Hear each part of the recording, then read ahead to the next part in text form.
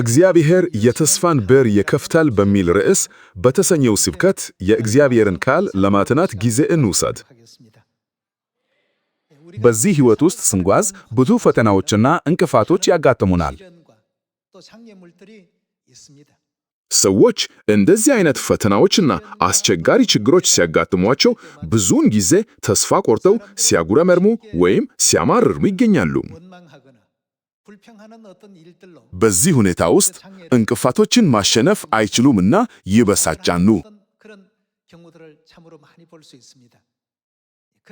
ይሁን እንጂ በመጽሐፍ ቅዱስ ታሪክ ውስጥ ከዘፍጥረት እስከ ራእይ የእግዚአብሔር ሕዝቦች ማንኛውንም ፈተና ወይም እንቅፋት ሲያጋጥማቸው እግዚአብሔር ሁልጊዜ ለነሱ ምን ያዘጋጃል? እርሱ ሁልጊዜ የተስፋን በር እንደሚያዘጋጅና ክፍት እንደሚያደርገው እናያለን። በዚህች ምድር ላይ ሕይወት አድካሚና አስቸጋሪ ሊሆን ይችላል። ነገር ግን አንድ ቀን የምንገባበት የዘላለም ሕይወት በሰማይ ሙሉ በሙሉ በተስፋ የተሞላ ነው። የጸጋውን ዓለም ዕለት ዕለት የሚቀጥልበትን፣ ሞት፣ ስቃይና ሐዘን የሌለበትን ያንን ምን ያህል በጉጉት ትጠብቃላችሁ? ሁላችንም ሰማያዊ ቤተሰብ እንሁን። በቅርቡ በዘላለም ቤታችን በመንግሥተ ሰማያት ከእግዚአብሔር ጋር ለዘላለም የዘላለም ሕይወትና በረከቶችን የምናገኝበት።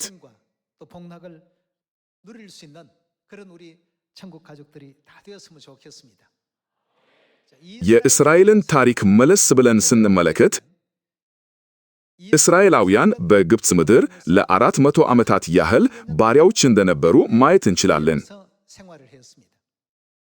ሕይወታቸው በእውነት ከባድና አስቸጋሪ ነበር። በየቀኑ ወደ እግዚአብሔር ይጮኹ ነበር። እባክህ ከዚህ የመከራ ስፍራ፣ ከሞት ግዛት ፈጽሞ የማይለይ ቦታ አድነን ይሉ ነበር። 400 ዓመታት በፍጹም አጭር ጊዜ አይደለም። ይህንን ጸሎት ከትውልድ ወደ ትውልድ ወደ እግዚአብሔር ሲያቀርቡ እግዚአብሔር በመጨረሻ በሙሴ አማካይነት በግብፅ ለነበሩት እስራኤላውያን ምን አደረገላቸው?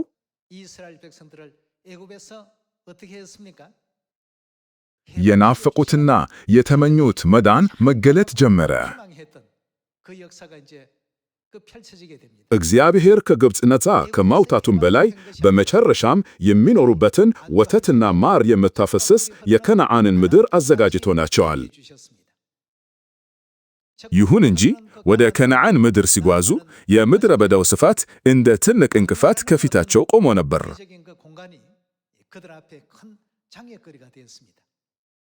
በምድረ በዳ ውስጥ የሚበሉት በቂ ምግብም ሆነ የሚጠጡት በቂ ውሃ አልነበራቸውም።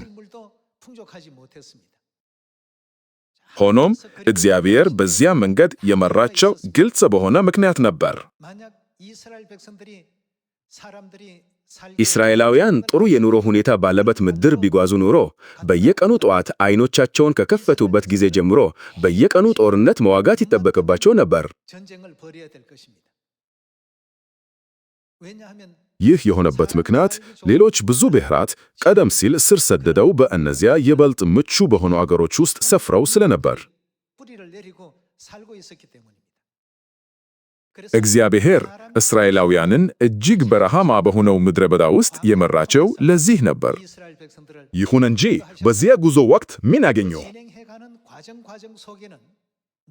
ዘወትር እንቅፋቶች ገጥመዋቸዋል። ሆኖም በተስፋ መቁረጥ ወሰን ላይ ባለ አካባቢ ውስጥም ቢሆን እግዚአብሔር ሁል ጊዜ የተስፋ በር ከፈተላቸው። እስራኤላውያን በ10 ቀናት ውስጥ ሊደርሱበት የሚችለው ርቀት ነበር እና 1 ወር ሙሉ የሚበቃ ምግብ አዘጋጅተው ነበር፣ ምንም እንኳን ትርፍ ምግብ ቢኖራቸው። ይሁን እንጂ 1 ወር ካለፈ በኋላም እንኳ ወደ ከነዓን ምድር አልደረሱም። ከዚያ ቅጽበት ጀምሮ የችግር ስሜት ያሸንፋቸው ጀመር። በዓይናቸው ፊት ምንም ምግብ የማይታይበት ሰፊ አሸዋማ ምድረ በዳ ተከፈተ። ከዚህም በላይ እግዚአብሔር ለሰው ልጅ ሕልውና እጅግ መሠረታዊ የሆኑ ምግብና ውሃ ወደሌለበት ደረቅ እና ምድረ በዳ ስፍራ መርቷቸዋል።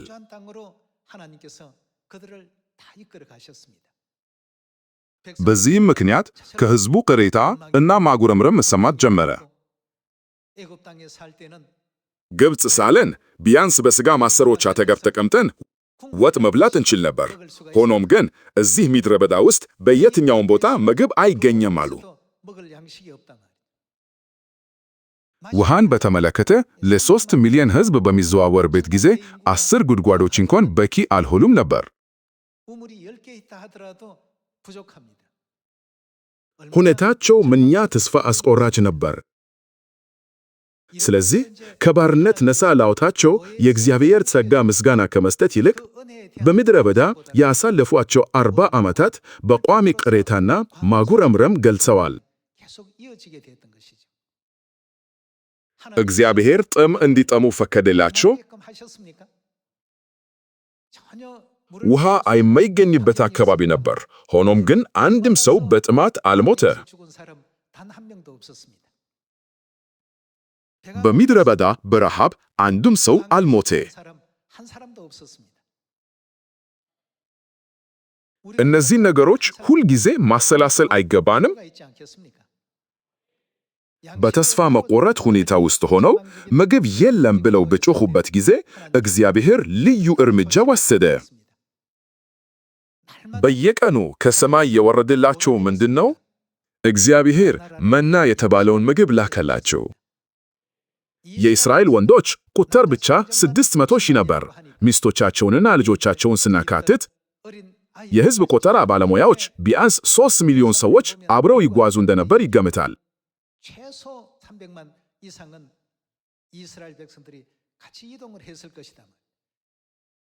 ከ20 ዓመት በታች የሆኑ ወንዶች በዚህ ቆጠራ ውስጥ አልተከተቱም እና በእርግጥ የሴቶች ቁጥር እንኳን አልተቆጠረ።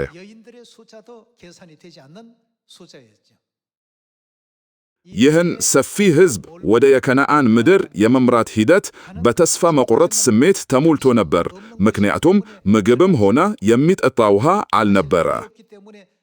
የተስፋ መቁረጥ ጫፍ ተብሎ ሊገለጽ በሚችል አካባቢ እግዚአብሔር በየቀኑ ምግብ ያዘንብላቸው ነበር።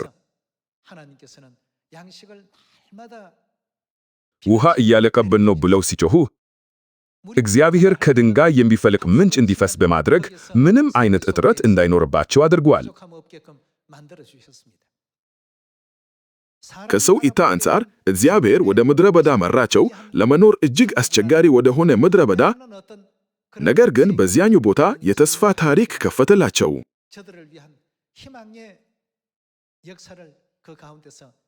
ከእግዚአብሔር ጋር አብረን ስንሄድ ሁልጊዜ የምናገኘው ምንድን ነው? የተስፋ በር አለን። ለዚህም ነው የመዝሙር መጽሐፍ ጸሐፊ ተስፋችንን ሁልጊዜ በእግዚአብሔር ላይ እንድናደርግ የሚነግረን። መዝሙር 39 ቁጥር 4ን እንመልከት።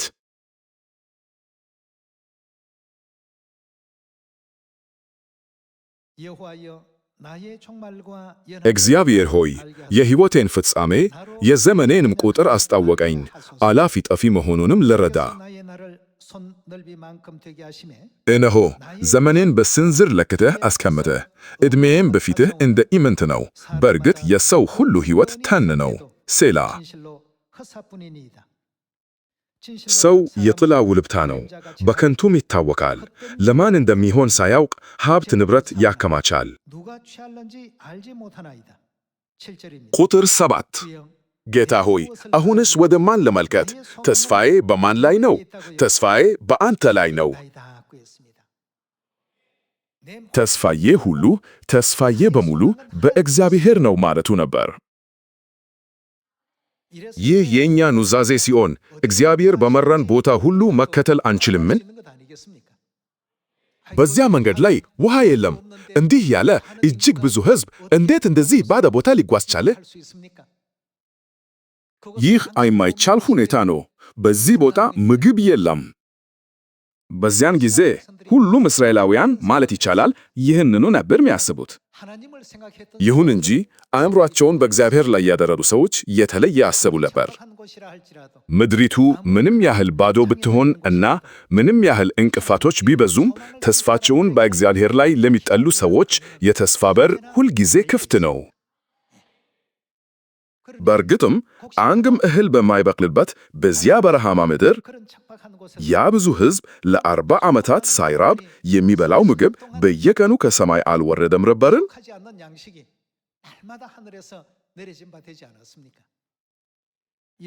እነዚህን ሁሉ ትዕይንቶች ስንመለከት እግዚአብሔር ሁልጊዜ የተስፋ በር የሚከፍትልን እርሱ መሆኑን እንገነዘባለን። በተስፋ መቁረጥ ጫፍ ላይ ብንቆም እንኳ በእግዚአብሔር ላይ ለሚታመኑ በእርሱ ላይ ለሚመኩ የተስፋ በር ሁልጊዜ ክፍት ነው። ስለዚህ ሁላችንም ወደዚያ የተስፋ በር እንዴት መራመድ እንደምንችል የምናውቅ ሰዎች እንሁን። አባትና እናት በረከቶች በችግር ውስጥ እንደሚገኙ ሁልጊዜ አስተምረውናል። በወንጌል ጉዞአችን አንዳንድ ጊዜ እንቅፋቶችና ችግሮች ያጋጥሙናል። አንዳንድ ጊዜ ልንነካቸው የምንፈልጋቸው ነገሮች ይጠብቁናል። ነገር ግን በዚያ መንገድ መጓዝ ባለብን በማይቻል ሁኔታ ውስጥ ራሳችንን እናገኛለን። ወደ ዘኍልቍ ምዕራፍ 13 ቁጥር 25 እንመለስ። ይህ 12ቱ ሰላዮች ለ40 ቀናት የከነዓንን ምድር ከሰለሉ በኋላ ወደ እስራኤል ሰፈር ሪፖርታቸውን ለመስጠት የተመለሱበት ትዕይንት ነው። ዘኍልቍ ምዕራፍ 13 ቁጥር 25 ምድሪቱንም አሰሰው ከ40 ቀን በኋላ ተመለሱ። ሰዎቹም ሙሴና አሮን መላውም የእስራኤላውያን ማኅበረሰብ ወዳሉበት በፋራን ምድረ በዳ ወደምትገኘው ወደ ቃዴስ ተመለሱ። ያዩትንም ለእነርሱና ለማኅበሩ ሁሉ አስረዱ። የምድሪቱንም ፍሬ አሳዩአቸው። ወደ ሙሴም እንዲህ ብሎ ነገሩት፣ ወደ ላክኸን ምድር ዘልቀን ገባን። ማርና ወተት የምታፈስስ ናት፣ ፍሬዋም ይኸው። በዚያ የሚኖሩት ሰዎች ግን ኃያላን ሲሆኑ ከተሞቹም የተመሸጉና ትላልቅ ናቸው። እንዲያውም የዔናቅን ዝርያዎች በዚያ ይተራል። በቀላሉ ለማስቀመጥ የዓናቅ ዘሮች የግዙፎችን ዘር ያመለክታል። ከእስራኤላውያን በላይ ከፍ ያሉ ግዙፍ ሰዎች መላውን ምድር እየጠበቁ እንደነበር ዘግበዋል።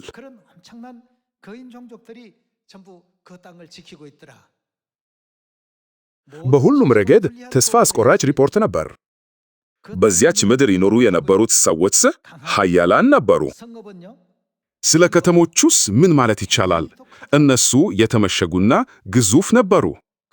ለሰዎቹን ቁመት በተመለከተ እንዲህ ሲሉ ዘገባው፣ ራሳችንን ስናየው እንደ አንበጣ ነበረን።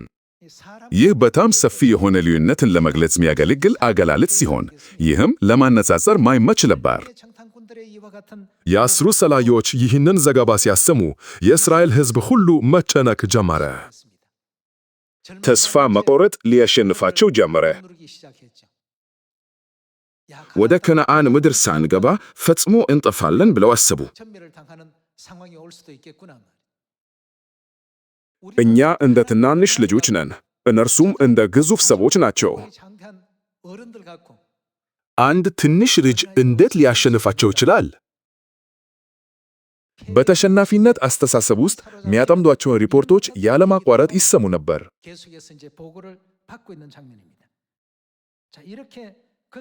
ተስፋቸው ሁሉ ወድቆ ተስፋ መቁረጥ ጫፉ ላይ እንደደረሰ ሁለቱ ሰላዮች ኢያሱና ካሌብ በመካከላቸው ጮኹ። እግዚአብሔር ከእኛ ጋር ነው አሉ። ለምን ትፈራላችሁ? አሉ። አስሩ ሰላዮች የተመለከቱትን አካላዊ እውነታ ብቻ ነው የዘገቡት። እግዚአብሔርን ከግምት ውስጥ ሳያስገቡ። ይሁን እንጂ ኢያሱና ካሌብ በእምነት ተናገሩ። ሁኔታዎቹ አስቸጋሪ ሊሆኑ ቢችሉም እግዚአብሔር ቃል የገባልን ምድር ይህች አይደለችም ብለው አሰቡ። በእግዚአብሔር ፊት እነዚህ ሰዎች ምንም አይደለውም። እንዴት ተስፋ ልንቆርጥ እንችላለን? እንበላቸዋለን፣ እንገባና ምድሪቱን እንውረስ። ዕድል ሙሉ በሙሉ በእነርሱ ተቃራኒ ነበር። ሆኖም ግን ምን ነበራቸው? የእግዚአብሔር ቃል ኪዳን ነበራችሁ። የከነዓን ምድር የተስፋይቱ ምድር ተብሎ የተጠራው ለዚህ አይደለምን? እግዚአብሔር ቃል የገባልን ምድር ስለሆነች ሁኔታው ምንም ይሁን ምን መፍራት የለብንም። በእግዚአብሔር ላይ ተስፋ የሚያደርጉ ሰዎች ሁል ጊዜ ይህንን ፍጹም እምነት ይከተላሉ። እግዚአብሔር የተስፋን በር የሚከፍት እርሱ ነው። ሁኔታችን ምንም ያህል ተስፋ አስቆራጭ ቢሆንም የተስፋን በር የሚከፍትልን እግዚአብሔር ነው።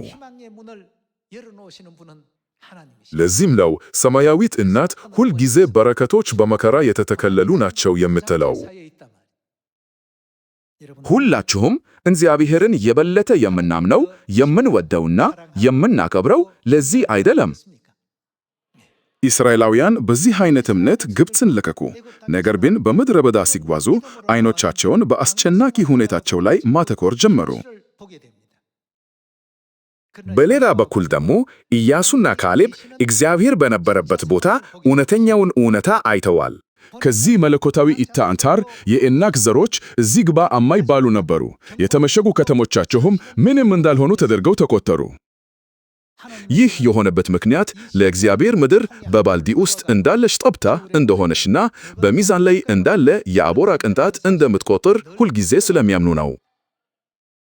ስለዚህ ሌሎቹ ሁሉ ተስፋ ቆርጦና ተስፋ ቢስ ሆኖ ቢሆንም ኢያሱና ካሌብ ሕዝቡን ማበረታታትና መንፈሳቸውን ማነቃቃት ችለዋል። ዘኍልቍ ምዕራፍ 30 ቁጥር 30ን እንመልከት። ከዚያም ካሌብ ሕዝቡን በሙሴ ፊት ጸጥ አሰኝቶ እንውጣ፣ ምድራቸውን እንውረስ፣ ማሸነፍም እንችላለን አላቸው። ከእነርሱ ጋር የወጡት ሰዎች ግን ከእኛ ይልቅ ብርቱዎች ስለሆኑ ልናሸንፋቸው አንችልም አሉ። እነዚህም ስለ ሰለሏት ምድር በእስራኤላውያን መካከል እንዲህ ምን አደረጉ የሚል መጥፎ ወሬ አሰራጩ። ያየናት ምድር የሚኖሩባትን ሰዎች የምትበላ ናት። እዚያ ያየናቸው ሰዎች ሁሉ ምንድናቸው? ግዙፎች ናቸው። ኔፊሊምንም በዚያ አይተናል። የዔናቅ ዝርያዎች የመጡት ከኔፊሊም ነው። ራሳችንን ስናየው እንደ አንበጣ ነበርን። በእነርሱ ዓይን የታየነውም በዚሁ መልክ ነበር። ሕዝቡ ይህንን ዘገባ ሲሰሙ ምንም ተስፋ የለንም ብለው ጮኹ። ሌሊቱን ሙሉ ግብፅን መልቀቅ ስህተት ነበር ብለው ጠየቁ። እንዲያው መሪ መርጠን ወደ ግብፅ እንመለሳሉ። በዚህ መንገድ ከሕዝቡ መካከል የተለያዩ የተቃውሞ ድምጾች ተነሱ። ወደ ዘኍልቍ ምዕራፍ 14 ቁጥር 1 እንመለስ። በዚያች ሌሊት ማኅበረሰቡ ሁሉ ድምፁን ከፍ አድርጎ ጮኸና አለቀሰ። እስራኤላውያን በሙሉ በሙሴና በአሮን ላይ አጉረመረሙ። ከግብፅ ባርነት ለመጀመሪያ ጊዜ ነፃ ሲወጡ ሙሴንና አሮንን በደስታ ተከተለው ላዳናቸውም አምላክ ከልብ አመስግነዋል።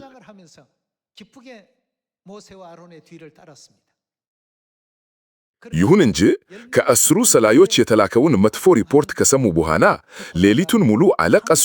እናም በሙሴና በአሮን ላይ ማጉረምረም ጀመሩ። እስራኤላውያን በሙሉ በሙሴና በአሮን ላይ አጉረመረሙ። ማኅበሩም ሁሉ እንዲህ አላቸው፣ ምነው በግብፅ ወይም በዚህ ምድረ በዳ ሞተን ባረፍነው ኖሮ። እግዚአብሔር ወደዚች ምድር ሚያመታን ለምንድን ነው? በሰይፍ እንድንወድቅ ነውን? ሚስቶቻችንና ልጆቻችንም ይማረካሉ። ታዲያ ወደ ግብፅ መመለሱ አይሻልም? እግዚአብሔር ቃል የገባላቸውን ምድር ማለትም ከነዓንን እንደሚተው እስከ ተናገሩበት ደረጃ ድረስ እንኳን ደርሰዋል።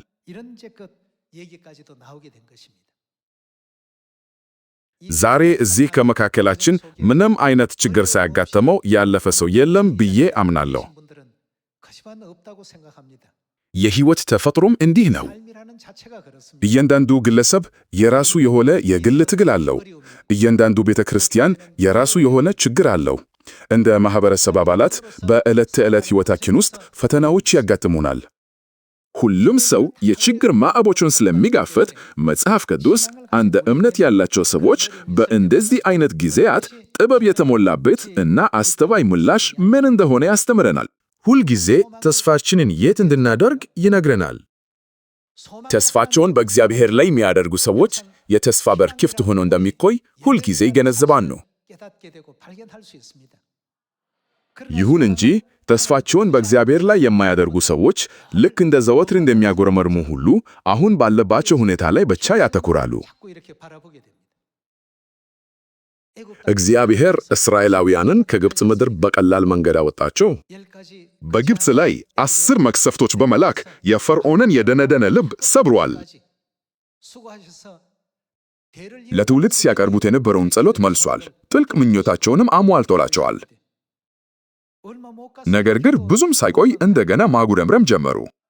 አሳዛኝ ሁኔታ አልነበረምን? እኛ ራሳችንን ከነሱ ጋር በተመሳሳይ ሁኔታ ውስጥ ማግኘት የለብንም። በእግዚአብሔር ስንታመን በተስፋ መኩረት መካከልም ሁል ጊዜ የተስፋ በር ይከፍታል። ስለዚህ እኔና አንተ እንደ ኢያሱና ካሌብ እግዚአብሔር የከፈተልን የተስፋ በር ላይ ሁል ጊዜ ትኩረት ማድረግ አለብን። በዘከኡል ምዕራፍ 14 ቁጥር 5 እንቀጥል። ከዚያም ሙሴና አሮን እዚያ በተሰበሰቡት በመላው እስራኤላውያን ማኅበር ፊት በግንባራቸው ተደፉ። ምድሪቱን ከሰለሏት መካከል የነበሩት የነዌ ልጅ ኢያሱና የዮፎኒ ልጅ ካሌብ ልብሳቸውን ቀደዱ። ለመላው የእስራኤል ማኅበርም እንዲህ አሉ፣ ዞረን ያየናትና የሰለልናት ምድር እጅግ ሲበዛ መልካም ናት። እግዚአብሔር በእኛ ደስ ከተሰኘብን ማርና ወተት ወደምታፈሰው ወደዚያች ምድር መርቶ ያገባናል፣ ለእኛም ይሰጠናል። ብቻ በእግዚአብሔር ላይ አታምፁ። ያ ምንድን ነው? እንደ እንጀራ እንጎርሳቸዋልና የምድሪቱን ሰዎች አትፍራቸው። ኢያሱና ካሌብ በእግዚአብሔር ተስፋ ላይ ሙሉ እምነት ነበራቸው። እግዚአብሔር ከእኛ ጋር ከሆነ ምን እንፈራለን እያሉ ጮኹ። በዚህ ምክንያት ከግብፅ ከወጡት ከ20 ዓመት በላይ ከሆኑት 600,000 ወንዶች መካከል ከኢያሱና ከካሌብ ውጪ ወደ የከነዓን ምድር የገባ አንድም ሰው አልነበረ።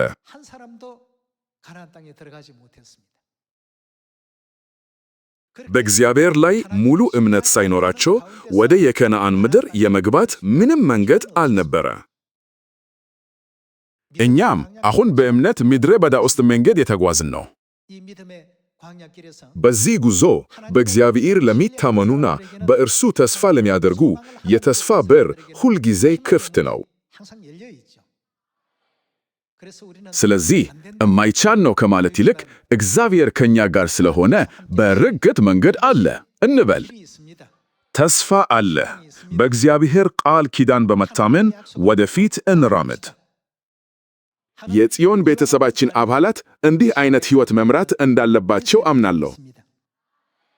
እርግጥ ነው ከግብፅ ሲወጡ የ20 ዓመት ወይም ከዚያ በታች የነበሩት ከኢያሱና ከካሌብ ጋር ወደ የከነዓን ምድር ገቡ። ተስፋቸውን በእግዚአብሔር ላይ የሚያደርጉ ሰዎች የተስፋን በር ሁልጊዜ ማየት ይችላሉ። እንግዲህ ይህ ተስፋ የሌላቸው ሰዎች ሊያዩት አለመቻላቸው እንዴት የሚያሳዝን ነገር ነው! 10 ሰላዮች እግዚአብሔር ቃል የገባላት ምድር መሆኗን ሙሉ በሙሉ ረስተው ፊት ለፊታቸው ስላለው አካላዊ እውነታ ብቻ ተናገሩ። ከግብፅ ወደ ከነዓን ምድር ስንጓዝ ይህ ሰፊ በረሃ ትልቅ እንቅፋት ነው።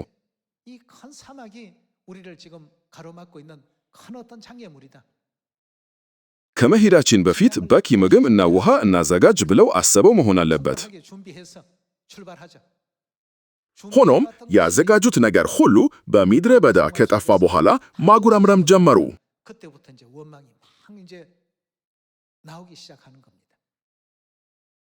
ሁላችንም እየተጓዝንበት ያለው የእምነት ምድረ በዳ ከዚህ የተለየ አይደለም። ያም በምድረ በዳ ውስጥ ካለው መንገድ የበለጠ አስቸጋሪ ሁኔታዎች የሚያጋጥሙን ጊዜዎች ይኖራሉ። ያም ሆኖ እንደዚህ አይነት አስቸጋሪ ሁኔታዎች ሲያጋጥሙን ተስፋችንን በማን ላይ ማድረግ አለብን? በሰላም ጊዜ እምነታችንን በእግዚአብሔር ላይ ማድረግ እንዳለብን እናውቃለን። ሆኖም ፈተናዎች ሲመጡ ይህንን እንረሳዋለን። ለእነሱም ተመሳሳይ አልነበረም? በሰላም ጊዜ እግዚአብሔርን አመስግኑ እንዲህ እያሉ ይጮኹ ነበር፣ አምላካችን ታላቅ ነው። በእግዚአብሔር ጸጋ ከግብፅ ነፃ ወጥተናል። ቀይ ባህርን ከተሻገሩ በኋላ ማርያምና ሴቶቹ እግዚአብሔርን እያመሰገኑና እያከበሩ በታላቅ ደስታ አልጨፈሩምን? ሁልጊዜ ወደ እግዚአብሔር መመልከት አለብን። በዓይኖቻችን ፊት ያለው ነገር ሁሉ የማይታለፍ ቢመስልም እግዚአብሔር ያዘጋጀልንን የተስፋ በር ሁልጊዜም መፈለግ አለብን። ያ በር በእርግጥ አለ። ያ ባይሆን ኖሮ ኢያሱ፣ ካሌብና ከግብፅ ምድር የወጡት ከ20 ዓመት በታች የሆኑ ልጆች በሙሉ በምድረ በዳ ይጠፉ ነበር። ይሁን እንጂ ምን ደረሰባቸው? በመጽሐፍ ቅዱስ ታሪክ ውስጥ እግዚአብሔር ርስታቸው አድርጎ የሰጣቸውን ምድር እንደተቀበሉ ለሁሉም ነገዶች እንዳካፈሉትና በጸጋው እዚያ እንደሰፈሩ ማረጋገጥ አንችልምን? ስለዚህ ልክ እንደ ኢያሱና ካሌብ በእግዚአብሔር ለሚታመኑና ተስፋቸውን በእርሱ ለሚያደርጉ ሰዎች የተስፋ በር ሁልጊዜ ክፍት መሆኑን የምናውቅ ሰዎች መሆን አለብን። ሁላችሁም በሚያጋጥማችሁ እንቅፋቶች አትሸበሩ። ሁሉንም ነገር ለእግዚአብሔር አደራ ከሰጣችሁና ችግሮቻችሁን ለመፍታት ብትጥሩ እርሱ ሁልጊዜ የተስፋ በርን ክፍት እንደሚያደርግልን ትገነዘባላችሁ።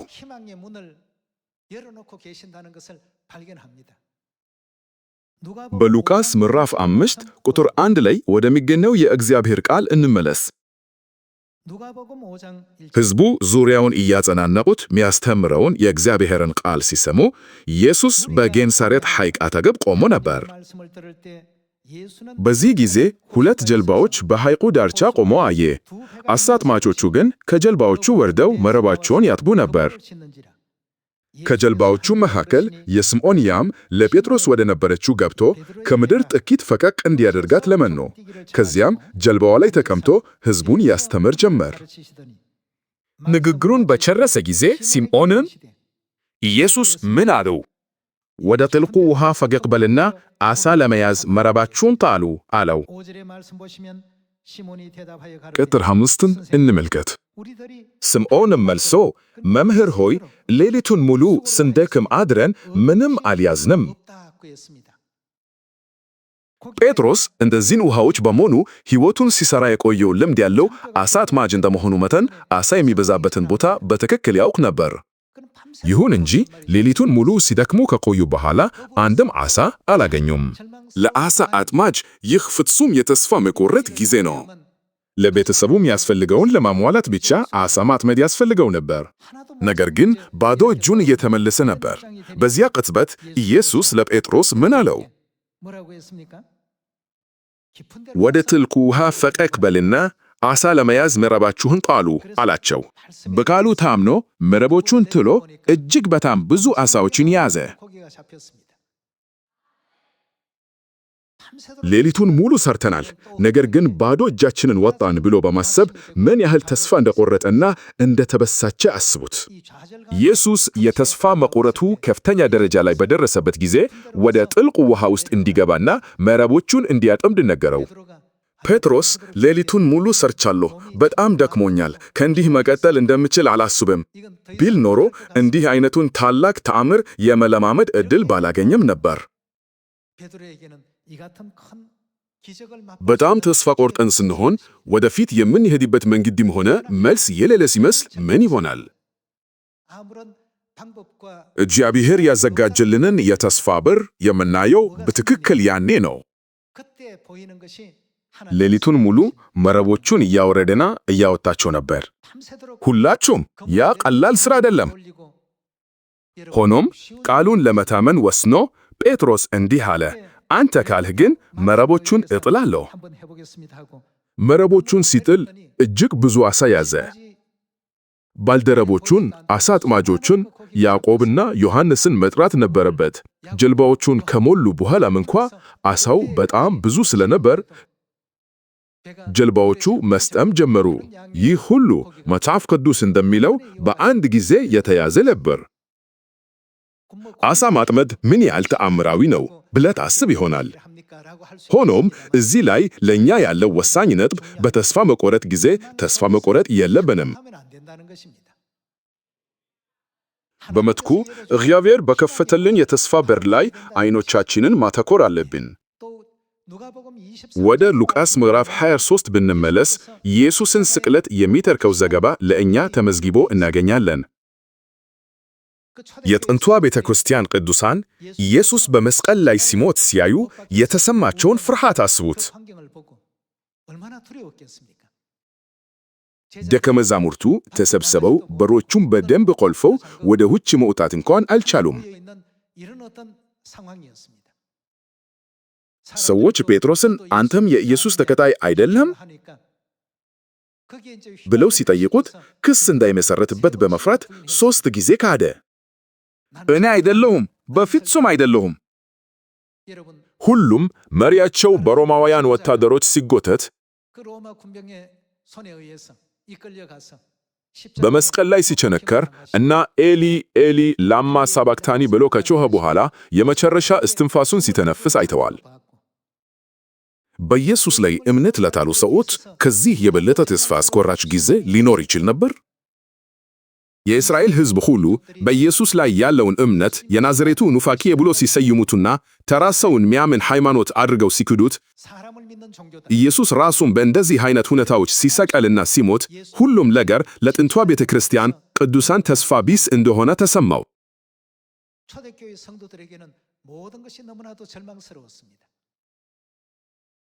ሆኖም በሦስተኛው ቀን ምን ሆነ? ከሞት ተነሳ። ሞትን ኃይል ሰብሮ ከሞት ተነሳ። በሰው ልጅ ታሪክ ውስጥ እንዲህ ያለ አስደናቂ ክስተት ተከስቷል።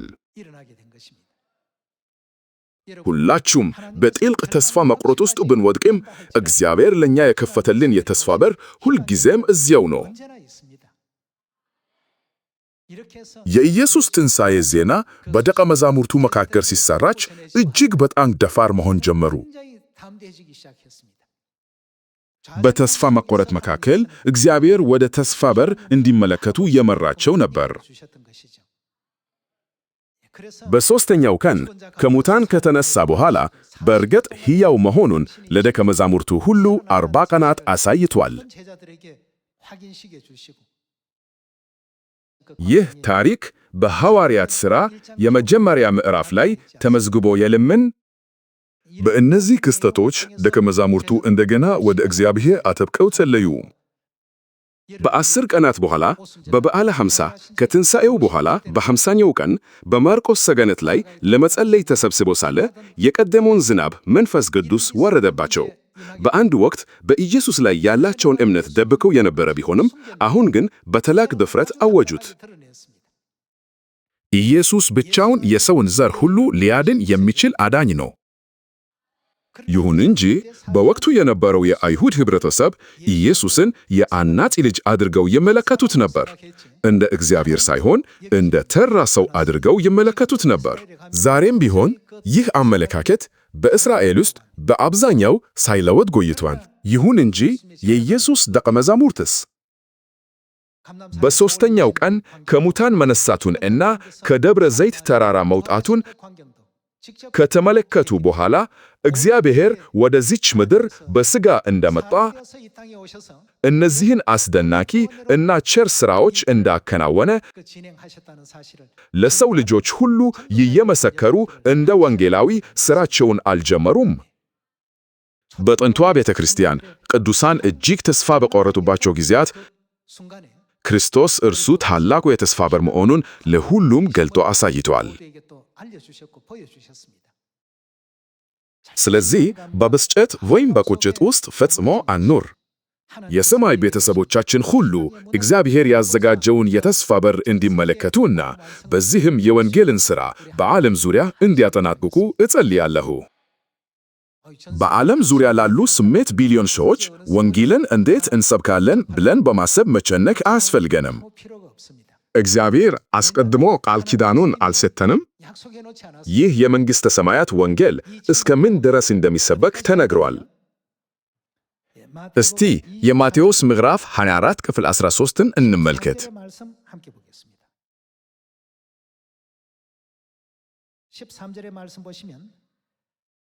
እስከ መጨረሻ የሚጸና ግን እርሱ ይድናል።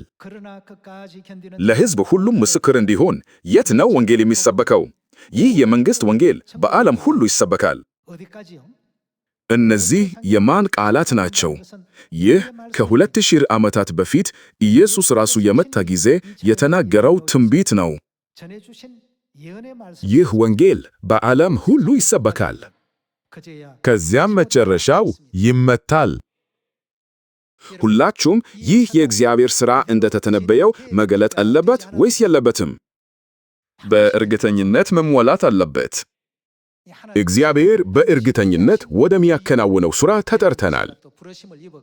ይህንን ጨለማና የጨለማውን ዓለም ወደ ብርሃን ዓለም መለወጥ ስላለብን አዲሱን ቃል ኪዳን፣ ፋሲካን፣ የሰማይ እናትን፣ የአባትን አዲስ ስም እና የእግዚአብሔር ቤተ ክርስቲያናችንን ማወጅ አለብን።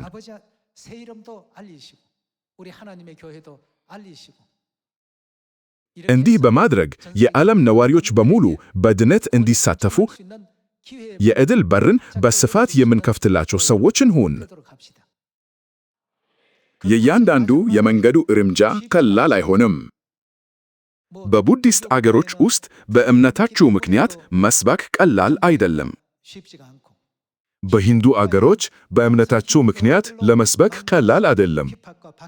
ሆኖም በእንደዚህ አይነት ሁኔታዎች ውስጥም ቢሆን እግዚአብሔር የጽዮንን ልጆች ሁሉ እየጠራ ነው። በችግሮቹ ላይ ብቻ ካተኮርን ምንም አይነት እድገት ማምጣት አንችልም። የእግዚአብሔር ቃል የመንግሥተ ሰማያት ወንጌል ለዓለም ሁሉ ይሰበካል ይላል ወይስ አይሰበክም? ይህ ቃል በትክክል እንደተጻፈው እንደሚፈጸም ማመን አለብን። ጽዮን በዓለም ዙሪያ ለምን ትኖራለች? አንድ ሰው ድንቅ ስለሆነ ወይም ጥሩ የአመራር እና የዕቅድ ክህሎት ስላለው ነው? እግዚአብሔር ሁል ጊዜ የተስፋ በር ሆኖልናል። የጸጋ ሥራዎችም ሁል ጊዜ እንደ ቃሉ ተፈጸመው።